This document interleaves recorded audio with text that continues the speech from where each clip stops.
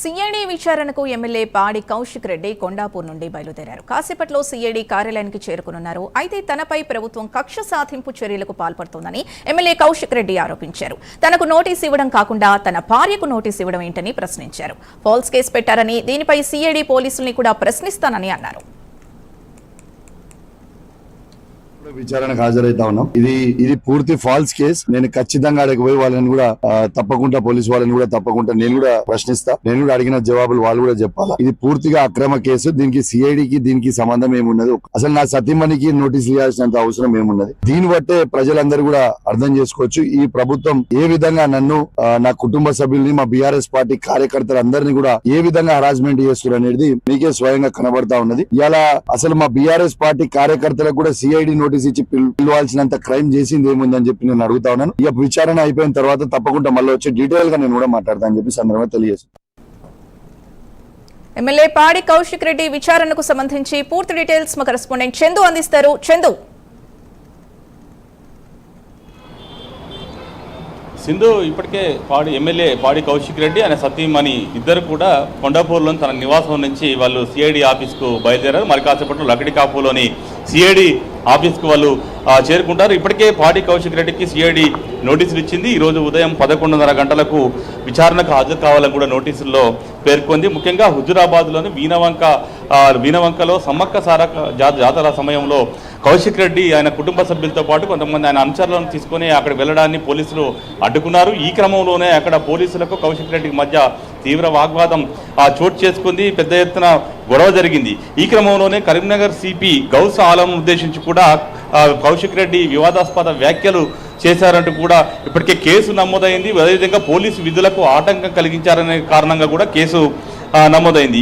ఈ నేపథ్యంలోనే ఈ ఘటనకు సంబంధించి కౌశిక్ రెడ్డి సతీమణితో పాటు 16 మంది బీఆర్ఎస్ కార్యకర్తలకు కూడా అటు సిఐడి అధికారులు నోటీసులు ఇచ్చారు. ఈ క్రమంలోనే ఈరోజు కౌశిక్ రెడ్డి ఈ విచారణకు హాజరవుతున్నారు. కౌశిక్ రెడ్డి వచ్చేటప్పుడు తన గుర్తింపు సంబంధిత పత్రాలతో సిఐడి ఎదుట హాజరు కావాలని కూడా నోటీసులో పేర్కొన్నారు. అలాగే దర్యాప్తుకు పూర్తిగా సహకరించాలని కూడా కోరారు.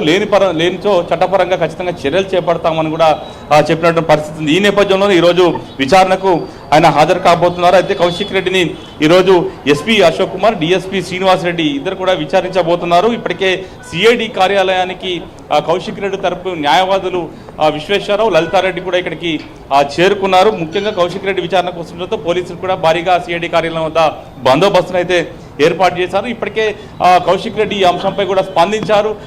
తనపై ప్రభుత్వం కావాలని కుట్రపూరితంగా అక్రమ కేసులు బనాయిస్తున్నట్టు కూడా ఆయన చెప్పుకొచ్చారు. ముఖ్యంగా తాను ప్రభుత్వాన్ని ప్రశ్నిస్తున్నాను, అందుకే తనపై కేసులు పెడుతున్నారు. ఇప్పటికే చాలా కేసులు పెట్టారు, ఈ కేసులు కూడా ఎదుర్కొంటాను. అదేవిధంగా ఈ నోటీసులకు సంబంధించి సిఐడి అధికారులను కూడా తాను ప్రశ్నిస్తానంటూ కూడా ఇప్పటికే కౌశిక్ రెడ్డి చెప్పుకొచ్చారు. ముఖ్యంగా చూసినట్టయితే గత కొద్ది రోజులుగా కౌశిక్ రెడ్డి వర్సెస్ పోలీసులు అన్నట్టుగా కూడా మారిపోయింది. ముఖ్యంగా కౌశిక్ రెడ్డి కరీంనగర్ సిపి గౌస్ ఆలంను ఉద్దేశించి చాలా వివాదాస్పదమైనటువంటి వ్యాఖ్యలు కూడా చేసిన పరిస్థితి కనిపిస్తూ ఉంది. ఎందుకంటే ఇప్పటికీ గౌస్ ఆలం సంబంధించి ఆయన అవినీతికి పాల్పడుతున్నాడు, అది అక్రమాలు చేస్తున్నట్టు కూడా కౌశిక్ రెడ్డి తీవ్ర స్థాయిలో విమర్శలు చేసిన పరిస్థితి మనం చూసాం. ఈ క్రమంలోనే సిఐడి నోటీసులను కూడా ఇచ్చింది. ముఖ్యంగా గౌసాలం సంబంధించిన కుటుంబ సభ్యులు అక్రమంగా 120 రౌండ్ల ఫైరింగ్ చేశారు. దీంట్లో ఒక ముసలావిడకు గాయాలయ్యాయి, అవన్నీ కూడా ఆధారాలు ఉన్నాయంటూ కూడా కౌశిక్ రెడ్డి చెప్పుకొచ్చినటువంటి పరిస్థితి కనిపించింది. దీనిపైనే ప్రధానంగా ఈరోజు విచారణ కొనసాగేటువంటి అవకాశం అయితే మనకు చాలా స్పష్టంగా కనిపిస్తుంది. ఇప్పటికే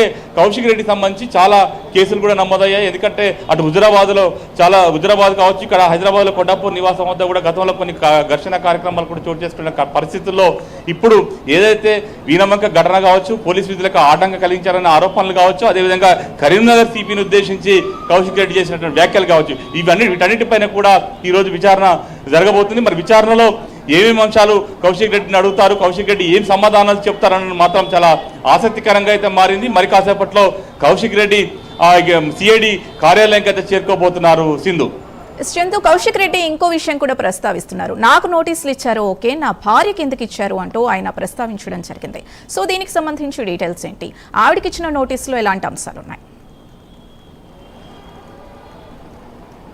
ప్రధానంగా వీణవంక సమ్మక్క సారక్క జాతర సమయంలో వీణవంక ఆ టెంపుల్ వద్దకు వెళ్ళాలని ప్రయత్నం చేశారు. ఈ క్రమంలో కుటుంబ సభ్యులు కూడా కౌశిక్ రెడ్డి వెంటే ఉన్నారు. ఆయనతో పాటు ఆయన సతీమణి, ఆయన కుమార్తె కూడా ఉన్నారు.